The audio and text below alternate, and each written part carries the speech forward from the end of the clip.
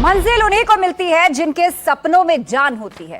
पंख से कुछ नहीं होता, हौसलों से उड़ान होती है। हमारे इस खास शो एशियाड के सिकंदर में आपका बहुत बहुत स्वागत है। मैं हूं आपके साथ आस्था कौशिक और आज हमारे साथ मौजूद हैं वो चैंपियंस जिन पर ना सिर्फ प्रदेश बल्कि पूरे हिंद को नाज है। हमारे साथ एशियन गेम्स में देश के लिए मेडल जीतने वाले चैंपियंस हैं और वो खिलाड़ी भी हैं जिन्होंने मजबूती से भारत के लिए प्रतिस्पर्धा की है। आज हम इनसे इनके संघर्ष से लेकर विजय तक के सफर पर चर्चा करेंगे। आज इनमें से कोई भी परिचय का मोहताज नहीं है, लेकिन फिर भी मैं आपको बता दूं, आज स्टूडियो में मेरे साथ हैं देश के लिए ब्रॉन्ज मेडल जीतने वाली किरण बालियान।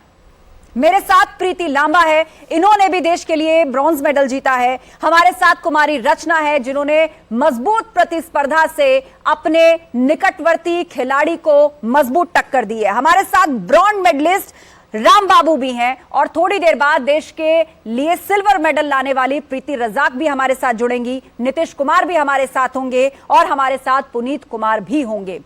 लेकिन चर्चा की शुरुआत करते हैं और शुरुआत आप ही से करते हैं किरण। 72 साल बाद शॉट पुट में आपने भारत को मेडल दिलवाया है। मेरठ में कुछ खास बात है क्या? बहुत खिलाड़ी निकलते हैं, बड़े मेडल वेडल आते हैं यहाँ से। आप ये बात बोल सकते हो कि मेरठ में कुछ खास बात तो है। बताइए वो खासियत सभी को। अभी ना कुछ ऐसा है कि मेरठ में ना मतलब ऐसे हैं लोग कि अगर जो चीज़ छान लेते हैं वो चीज़ वो कर लेते हैं। मैं भी थी, 2018 था, मैं ऐसा गेम को मैंने कभी सीरियस नहीं लिया था। ऐसा नहीं सोचा था कि मैं उस प्लेटफॉर्म तक पहुंच पाऊंगी कि जहां मुझे दुनिया जानेगी। ऐसा नहीं था कुछ भी। मैंने गेम मतलब एक ऐसा आप बोल सकते हो कि बाय एक्सीडेंटली मैंने गेम शुरू किया था। ऐसा कुछ नहीं था कि मुझे गेम ही करना है। तो जब मैंने शुरू किया तो शुरू करने के बाद फिर मैंने प्रैक्टिस में ऐसा कोई ध्यान नहीं दिया। 2017 से मैं कंटिन्यू प्रैक्टिस पे रही। फिर मैंने देखा कि जब 2018 हुआ तो लोगों के एशियन गेम्स में मेडल आए तो लोगों की पूछ ज़्यादा होती है। कोई अच्छे प्लेटफॉर्म पे इंसान मेडल लेके आता है तो उसको सब लोग जानते हैं, सब लोग पूछते हैं। मैंने भी सोचा कि अगर मेरा मेडल भी आएगा तो सब लोग पूछेंगे, सब लोग जानेंगे। तो ऐसा तो मेरठ में फेम की ख्वाहिश थी आपको? हाँ, फेम की ख्वाहिश थी। लेकिन अभी भी वो ख्वाहिश पूरी नहीं हुई। अभी भी ये है टारगेट कि अभी बोलते हैं ना, इंसान को मिलता है फिर वो सोचता है और ज़्यादा मिले उसे। अभी वो ख्वाहिश अभी पूरी नहीं हुई। अभी वो ख्वाहिश ना ओलंपिक में जाके पूरी होगी। फिर लेकिन जब मैंने वहाँ मेडल जीता, मेडल जीतने के बाद फिर मुझे पता लगा कि मैंने 72 साल का कोई रिकॉर्ड तोड़ा। तब मुझे ज़्यादा खुशी हुई। इस मेडल से ज़्यादा मुझे वो खुशी हुई कि मैंने इंडिया को शॉट पुट में मेडल दिया है। उस टाइम मुझे ज़्यादा खुशी हुई थी। और मेरठ की तरह ही खास बात है, मेरठ में तो आप जानते हो कितने सारे स्पोर्ट्समैन निकलते हैं। अभी भी यूपी में सबसे ज़्यादा मेरठ के ही मेडल हैं। आपने मेडल जीतने के बाद कहा कि योगी सरकार और मोदी सरकार सहयोग कर रही हैं जिससे खेलों में जबरदस्त सुधार हुआ है। कैसे हुआ ये सब, इसके बारे में बताइए। आपने ऐसा क्यों कहा? ये बात मैंने इसलिए बोली क्योंकि इनका ना थोड़ा फ़ायदा मुझे भी हुआ है। अभी जो सरकार है, सरकार अभी जैसे अभी ये मोदी जी हैं, योगी जी हैं, ये इन्होंने बहुत सारी योजना चलाई हैं। जैसे टॉप स्कीम चला रखी है, साई की स्कीम चला रखी है, इतने सारे कैंप लगा रही है सरकार। तो कैंप में बच्चों को बहुत फैसिलिटी मिलती है। अभी मैं 1 महीने से कैंप में थी, बाकी मैं मेरठ ही प्रैक्टिस कर रही थी, ऐसा कुछ नहीं था। लेकिन अभी हम उधर जाते हैं तो देखते हैं कि बहुत सारी चीज़ें, नई नई चीज़ें, मतलब हमें वो चीज़ें देने की कोशिश कर रही है फैसिलिटी जो वर्ल्ड की फैसिलिटी हैं। अभी धीरे धीरे डेवलप हो रही हैं चीज़ें। तो अभी ना मतलब फैसिलिटी बढ़ गई है। इसलिए मैं योगी जी और मोदी जी का धन्यवाद करती हूँ इस चीज़ के। और अब चलते हैं प्रीति लांबा के पास। प्रीति, आपने महिलाओं की 3000 मीटर स्टीपल चेज में कांस्य पदक अपने नाम किया है। पिछले एशियाई खेलों के दौरान आप फ्रैक्चर की वजह से बिस्तर पर भी आई थी और इस बार एशियन गेम्स के पोडियम पर पहुंच गई। तो इस सफर के बारे में बताइए, ये कितना मुश्किल दौर था और कैसे आप इससे उबरकर एक विजेता के रूप में आज अपनी पहचान बना चुके हैं? मैं 2017 में जब प्रैक्टिस कर रही थी तो प्रैक्टिस के बीच में मतलब मेरा फ्रैक्चर वाटर जंप से, जो हमारा वाटर जंप होता है, क्रॉस होकर जाते हैं, उसमें प्रैक्टिस के टाइम पे मेरा पैर था, जो ये एंकल था, 2 जगह से टूटा था। तो उस टाइम पे मेरे को लगता है कि मैं अपनी लाइफ में उससे पहले जितना भी मैंने स्पोर्ट्स किया था मैं बहुत ज़्यादा फिट थी। मेरे को ये था कि एशियन गेम जाऊंगी और मेरा क्लियर, मतलब मेरा मेडल है, क्लियर है। मैं फिट थी उस टाइम पे, उस रेंज में थी मैं जिस रेंज में मेडल था। तो जिस टाइम मेरा पैर टूटा मैं बहुत ज़्यादा डिप्रेशन में हो गई थी, क्योंकि उस टाइम पे ना तो मेरे पास नौकरी थी और ना मेरे पास कुछ इतना सपोर्ट था, क्योंकि फैमिली मेरी बहुत मतलब मैं ये नहीं बोल सकती, बहुत मिडिल फैमिली है मेरी। तो मेरे को लगा कि मेरे पास कुछ भी नहीं है, और मैंने 10 साल स्पोर्ट्स किया, मेरे को क्या मिला स्पोर्ट्स करके? ना नौकरी है ना पैसा है, मैं क्या करूँगी? तो ये चीज़ें मैं बहुत ज़्यादा सोचने लगी, बहुत ज़्यादा डीपली लेके गई सारी बातों को, मैं क्या करूँ।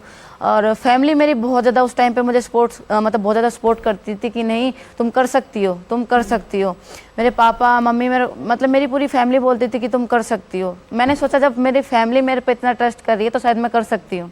प्रीति, एक बात और है कि अब मिल्खा सिंह और पीटी उषा के साथ आपका भी नाम लिया जाएगा, कैसा महसूस करती हैं? मैम ये तो हमने तो जब छोटे थे सिर्फ किताबों में पढ़ा था कि मिल्खा सिंह और पीटी उषा, हमने सिर्फ किताबों में पढ़ा था। तो मेरे लिए तो ये बहुत गर्व की बात है कि हमारे जो मतलब हमारे top athlete, world top athlete है, उनके साथ हमारा नाम भी जोड़ा जाएगा। इससे बड़ी तो कोई गर्व की बात ही नहीं है। तो अब हमारे साथ कुमारी रचना जी हैं, उनसे भी उनकी कहानी जानते हैं, उनसे भी पूछते हैं कि आपने इस खेल को क्यों चुना और कितना संघर्षपूर्ण आपके लिए ये सफर रहा। मैम मेरा जो क्षेत्र है, मेरा गांव है, उसमें सभी मतलब हैमर थ्रोवर हैं।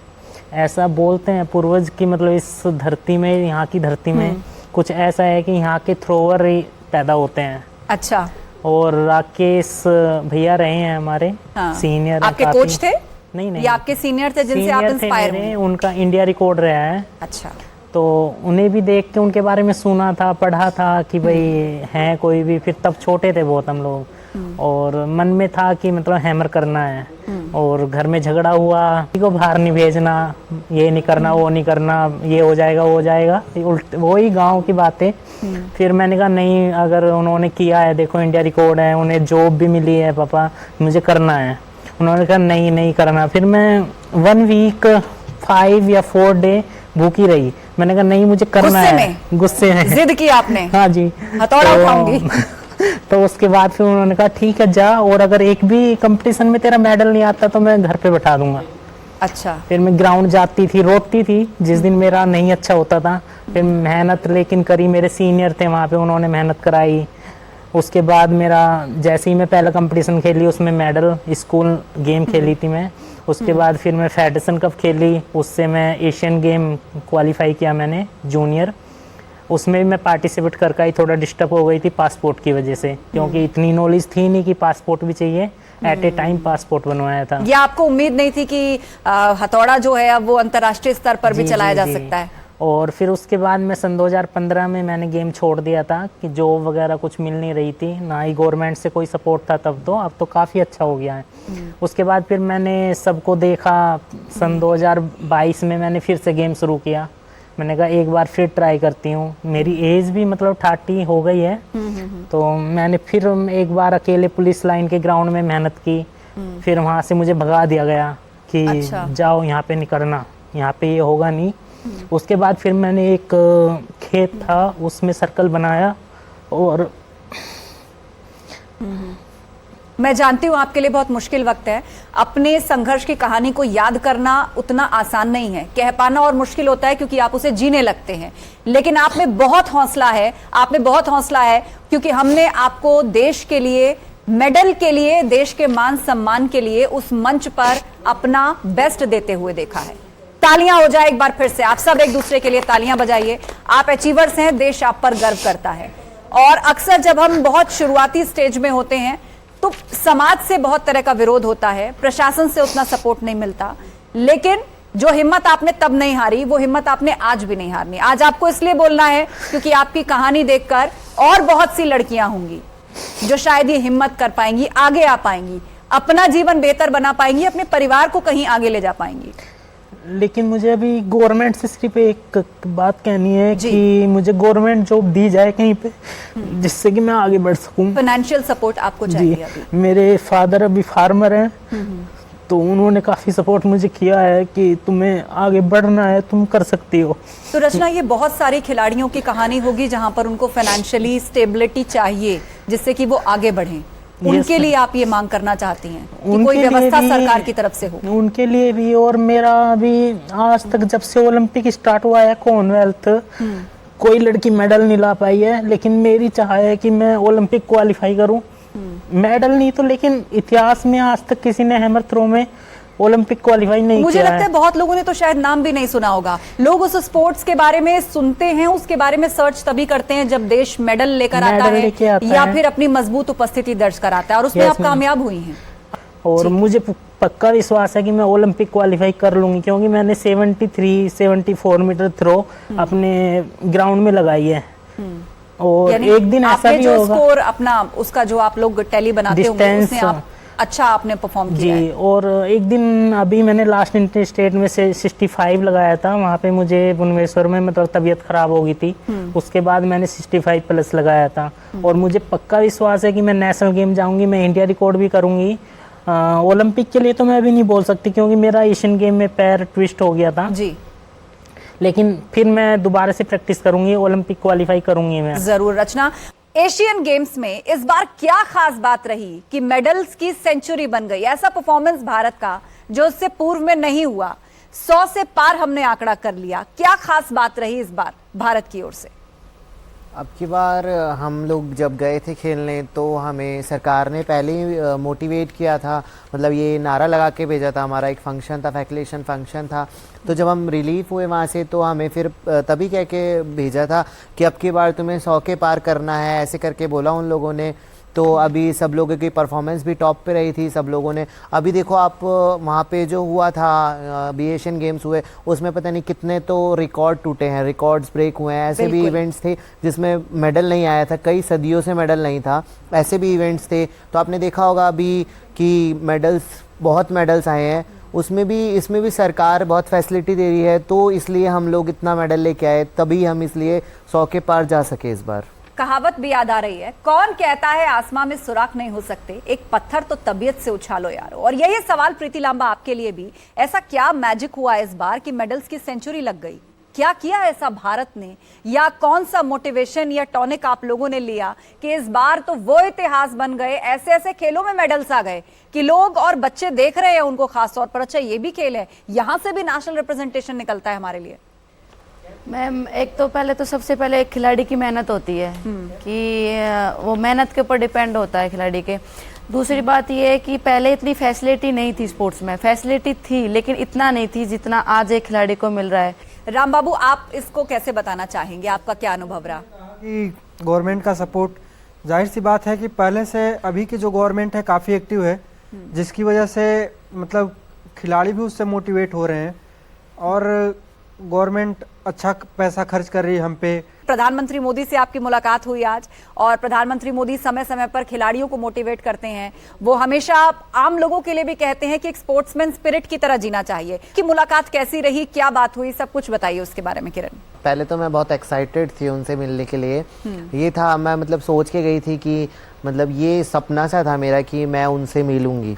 तो तभी मैं गई उनसे मिलने के लिए। तो हमारा मतलब हम लोग वहाँ खड़े हुए, उन्होंने हमारा सबका धन्यवाद किया, बधाई दी हम सबको, और फिर हमारे फ़ोटो खींचे। फ़ोटो खींचने के बाद फिर उन्होंने एक छोटा सा मतलब मोटिवेशन का हमें भाषण दिया, उन्होंने बताया। तो उसमें ना उन्होंने मतलब मैं इस चीज़ के लिए उन्हें शुक्रिया करना चाहूँगी कि उन्होंने उतनी सारी बातों के बीच में उन्होंने ये भी याद रखा था कि कोई 72 साल का मतलब महिला शॉटपुट में रिकॉर्ड टूटा है, तो उन्होंने ये याद रखा। मुझे इससे बहुत खुशी हुई, क्योंकि एक स्पिरिट से थी कि उन्होंने सब लोगों के बीच में इस वाली बात को रखा, तो उससे मैं बहुत खुश थी आज। हमारे जो प्रधानमंत्री जी हैं, आप उनसे ना एक एक खिलाड़ी के बारे में पूछ सकते हो। पहले क्या था, स्पोर्ट्समैन थे, कंपटीशन जाते थे आते थे, किसी को नहीं पता चलता था, इतना हाईलाइट नहीं होता था। आज के टाइम में कोई भी प्लेयर जाएगा, हमारे देश के प्रधानमंत्री जी को पता होता है कि ये खिलाड़ी है, ये मेडल आया है, या अभी इनकी उसके फैमिली के बैकग्राउंड तक उनको पता होता है।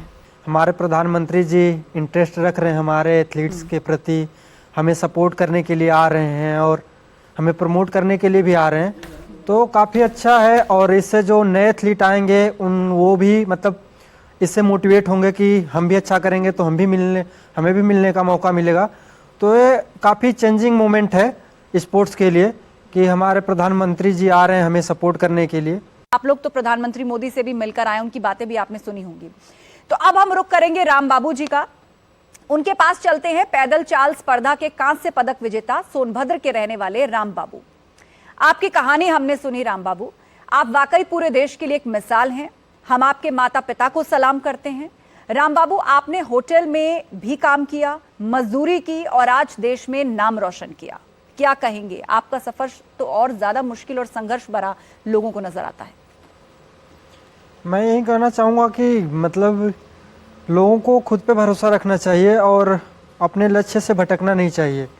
भले ही मेरी ज़िंदगी चाहे इतिहास जैसा भी रहा हो, बट आज मैं देश का नाम रोशन कर रहा हूँ क्योंकि मैं अपने लक्ष्य से भटका नहीं, मैं अपने लक्ष्य के प्रति मतलब सीरियस रहा और मैं जो ठान लिया था कि हाँ मुझे करना आपने है। समय कैसे निकाला? क्योंकि एक तरफ आपको आर्थिक रूप से मजबूती चाहिए तो उसके लिए आपने एक काम चुना, आप काम कर रहे थे, बहुत ही मेहनत वाला काम कर रहे थे, और दूसरी तरफ आप एक स्पोर्ट्स के लिए भी प्रिपरेशन कर रहे हैं और आपने कहा कि फोकस बहुत था, तो ये कैसे बैलेंस किया आपने?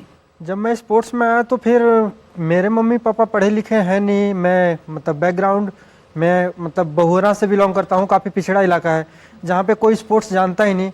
तो मेरे मम्मी पापा भी नहीं जानते थे कि हाँ खेल में कैसे होता है, पैसे लगते हैं कि नहीं लगते हैं, मतलब डाइट क्या होती है, कुछ नहीं पता था। तो मुझे नॉर्मली 2-2.5 हज़ार 3 हज़ार कभी भेज देते थे महीने के, फिर उसमें रूम भाड़ा डाइट सब कुछ मेंटेन करना काफ़ी टफ था। तो काफ़ी मुश्किल भरा समय रहा। फिर मैं घर पे ज़्यादा प्रेशर भी नहीं दे सकता था क्योंकि मेरे पापा गांव में लेबर वर्क का काम करते थे, कभी काम मिलता था कभी नहीं मिलता था। अब जितना जुटा पाते थे उतना मुझे देते थे। फिर मैंने सोचा कि मैं पार्ट टाइम जॉब अगर कोई कर लूँगा तो फिर हो सकता है कि मेरे मतलब डाइट के लिए हो जाएगा पैसा। फिर आपने होटल में नौकरी फिर मैंने एज अ वेटर होटल में मैंने काम किया, बट वहाँ पे काम इतना ज़्यादा था और हॉलीडेज नाइट ज़्यादा लेट नाइट तक जी। पार्टी चलती रहती थी। फिर मुझे सुबह ट्रेनिंग के लिए भी जाना पड़ता था, तो वहाँ पे रिकवरी जीरो हो गई थी, रिकवरी हो नहीं पाती थी, इधर ट्रेनिंग का लोड उधर काम का लोड। फिर मैंने उसको 1 महीने में ही छोड़ दिया। फिर उसके बाद मैंने थोड़ा और आसान काम ढूंढा, सिलाई का, कुरियर पैकेजिंग का। फिर सिलाई? हाँ जी, किस चीज की सिलाई? वो जूट के बोरे का बड़े बड़े अच्छा। पैकेज बनते हैं उसका। 2012 में ओलंपिक गेम्स चल रहे थे, वहाँ पे मतलब काफ़ी एथलीटों ने मेडल जीता और गवर्नमेंट भी अच्छी सपोर्ट कर रही थी उनका, और मतलब जी। लोग भी काफ़ी सपोर्ट कर रहे थे। तो वहाँ पे मेरे सीनियर अभिषेक बिंद्रा थे, उन्होंने बोला कि ऐसा नहीं है कि केवल एजुकेशन पढ़ाई करके ही आप नेम फेम कमा सकते हो, स्पोर्ट्स में भी काफ़ी अच्छा कैरियर है। जी। और मैं तो वहीं से आपने इसको और संजीदगी से लिया कि स्पोर्ट्स में भी आगे जाना है, स्पोर्ट्स और में आना आज है। तो आप प्रधानमंत्री मोदी से भी मिलकर आए। हाँ जी मैम। एक वो दौर था जब आप सोच रहे थे कि कैसे होगा, आप आर्थिक रूप से भी खुद को मजबूत कर रहे हैं, स्पोर्ट्स भी पिक कर रहे हैं, और आज देश के प्रधानमंत्री आपका कंधा थपथपा रहे हैं। तो ये अपने आप में एक बहुत ही यादगार और अविस्मरणीय पल हो जाता है एक खिलाड़ी के लिए। अब मैं रुक करती हूँ नीतीश कुमार जी का, बागपत के रहने वाले और नौकायान में रजत जीतने वाले स्टार खिलाड़ी नीतीश कुमार। आप आर्मी से हैं, तो मैं आपसे ये पूछना चाहूंगी सबसे पहले, हाउस द जोश, हाउस द जोश। आप आर्मी से हैं और आज सिल्वर मेडल, ये जो चमक है सिल्वर मेडल की, ये बहुत दूर तक जा रही है। जोश तो मैडम मतलब काफ़ी जोश है, काफ़ी जुनून है अंदर। जब से मेडल लिया है अपने देश के लिए, काफ़ी अच्छा लग रहा है। अच्छा, मेडल जीतने के बाद जब आप माँ से मिले तो माँ ने सबसे पहले क्या कहा? माँ के हाथ की रोटियों और बागपत के दूध मक्खन का कमाल है जो बेटा मेडल लेकर आया है। वो तो है मैडम, खुश थे, काफ़ी खुश थे, मम्मी पापा सब खुश थे। मतलब उन्होंने जो मतलब उम्मीद की थी उस पर खरा उतरा मैं, जो उनकी उम्मीद थी। तो आप क्योंकि आर्मी बैकग्राउंड से हैं और साथ साथ स्पोर्ट्स को भी आपने परस्यू किया, तो माना जाता है कि ये टफनेस जो है ये तो आ ही जाती है, बचपन से ही थी कि आप आर्मी तक भी पहुंचे? मतलब पहले बचपन से ही गेम का तो शौक था, पढ़ाई में तो बिल्कुल मामला अपना खराब था। डांट वाट नहीं पड़ती थी घर पे? डांट पड़ती थी काफ़ी, मतलब ये था घर वाले बोलते थे कि भाई ठीक है पढ़ ले, क्योंकि पापा मेरे आर्मी में थे, वो भी क्रॉस कंट्री करते थे। अच्छा। तो उनको देख के भी थोड़ा मतलब ये लगता था कि चल ठीक है, चलो हम भी मतलब गेम में कर सकते हैं, पढ़ाई तो अपने बस की है नहीं। आर्मी ज्वाइन करने के बाद ही रोइंग का पता चला था कि रोइंग भी कोई गेम है, उससे पहले कुछ नहीं पता था। काफ़ी अच्छा करियर है इसमें। तो उस टाइम पे लालच ये आ गया कि भाई ठीक है चलो ट्रेनिंग से जान बच रही है फौज में, गेम में चले जाते हैं। अच्छा। वहाँ जाने के बाद फिर जैसे जैसे धीरे धीरे रोइंग करते रहे, थोड़ा इंटरेस्ट बढ़ा, फिर ऐसे ही आगे चलते रहे बस। चलिए, बहुत शुभकामनाएं आगे के लिए आपको। और अब रुक करते हैं पुनीत जी का। मुजफ्फरनगर के रहने वाले पुनीत कुमार, आपने नौकायन में सिल्वर मेडल जीता है, तो आप बताइए मेडल जीतने के बाद अब बहन की शादी के लिए जो कर्ज लिया था वो उतारेंगे, और कोई इलाज भी आपको कराना था किसी का, कुछ बताइए इसके बारे में। हाँ मैम, वो तो है, जो मेरे फादर है वो 2017 में उनकी बाईपास सर्जरी हुई थी हार्ट की। तो वो मेरे लिए बहुत चैलेंज भरा सफ़र रहा। मतलब तब से मतलब अगर बाईपास सर्जरी के बाद उनकी मतलब दवाइयाँ चल रही है कंटिन्यू, तो थोड़ा मतलब अपनी फैमिली में मैं ही बेटा हूँ, बड़ा बेटा मैं ही हूँ। 2 सिस्टर है, सिस्टर की शादी होगी। और गांव में तो मैम यही है, आज के टाइम में अगर शादी कर रहे हैं भाई, इतना किसी का बजट नहीं है कि वो अपनी तरफ से कर लेंगे, इधर उधर से करके काम करना होता है। वो तो अभी हो ही जाएगा। अब मैम जो फादर का मतलब वो है, वो चल रहा है, आर्मी की तरफ से चल रहा है थोड़ा, तो आर्मी भी सपोर्ट कर रही है, अभी वही है मैम बस। मुझे लगता है कि एक असली खिलाड़ी की पहचान या जो निखार होता है वो इसी तरह होता है कि जब आप पर्सनल मोर्चे पर भी अपनी समस्याओं से लड़ रहे होते हैं, लेकिन फिर भी मजबूती से मैदान छोड़ते नहीं हैं, टिके रहते हैं, प्रैक्टिस जारी रखते हैं। और आज देश आप पर गर्व कर रहा है। आप सेना से हैं, आप भी आर्मी के बैकग्राउंड से हैं, तो देश के लिए खेलने की प्रेरणा आपको कहां से मिली? मैं बचपन से जो मेरा मतलब माहौल है ना गांव का, स्पोर्ट्स में अच्छा है काफ़ी। मेरे गांव में अच्छे अच्छे स्पोर्ट्समैन रहे हैं पहले भी, तो जो मेरा माहौल था वो स्पोर्ट्समैन वाला रहा है। आर्मी मतलब ज्वाइन करने के बाद भाई ने बोला कि मतलब हमारे यहाँ रोइंग का क्या है, मतलब जो एथलेटिक्स है और गेम्स है उसके लिए कोई स्पेशल वो नहीं चाहिए। अगर मैम रोइंग करनी है तो रोइंग के लिए 6 फुट से हाइट अप चाहिए, स्ट्रेंथ फुल चाहिए, एंड्योरेंस चाहिए, मतलब सारी फैसिलिटी, मतलब सारा बंदा ना हर तरह से फिट चाहिए, तो ही बंदा रोइंग कर सकता है। वर्ल्ड का मतलब सबसे जो हार्ड गेम है वो रोइंग है। वहाँ पे हमारे कोच थे, उनसे मेरी बात हुई, बोले भाई ऐसे ऐसे अच्छा फोकस है, मतलब अच्छा वो उसमें मिल जाएगा तुम्हें। तो मैं उसके बाद मैंने रोइंग शुरू करी। मेरे को फिर इंजॉय आया रोइंग में, इंजॉय आने लगा बोट चलाने में या मतलब रोइंग करने में। तो फिर मैम ऐसे बढ़ता बढ़ता मैं आज यहाँ तक पहुँच गया। हमें पता चला कि जब मैच शुरू होने वाला था तो उससे पहले आपने कहा था कि आज जीते तो तकदीर बदल जाएगी। उस वक्त आपके मन में क्या चल रहा था, उसके बारे में बताइए। मैम हमारी जो टीम थी, हम तीनों एक ही टीम के हैं। वैसे मेरे पास 2 इवेंट थे, मेंस 4 मेंस 8। तो हमारा जो फाइनल था पहले मेंस 8 का था। तो हमने मतलब हम सुबह ही हमने बात की कि भाई आज कुछ भी हो जाए, अपनी जिंदगी की ना ये सबसे बेस्ट रेस मारनी है, या तो एम्बुलेंस में जाएंगे या फिर मेडल, अच्छा मेडल लेंगे। तो हमने मतलब वो बात की मैम, और ऐसी हमने रेस लड़ी। हमने एक मरने मारने वाली रेस लड़ी। हमने ये नहीं सोचा कि आज हम पोडियम पे जाएंगे, एम्बुलेंस में जाएंगे, और वही हमारे पास मेडल आ गया। नीरज मान का रुख करते हैं। नीरज मान से बागपत के रोइंग में देश को रजत पदक इन्होंने दिलाया है। मेरठ और बागपत को एशियाड में जलवा हमेशा से मिला है, हमेशा से एक जलवा फरोशी रही है। थोड़ी देर पहले भी मैंने सवाल किरण से पूछा था कि आखिर मेरठ में ऐसी क्या खास बात है, वहां की हवा में, वहां की मिट्टी में कुछ है क्या? पश्चिमी यूपी के इस इलाके में क्या है, आप कैसे बताएंगे? बड़े खेल खिलाड़ी मेरठ बागपत से आते हैं। मैडम मेरा मतलब पहले से ही खेल में मन था, गेम में मन था। जब मैं छोटा था तब से ही रनिंग करता था।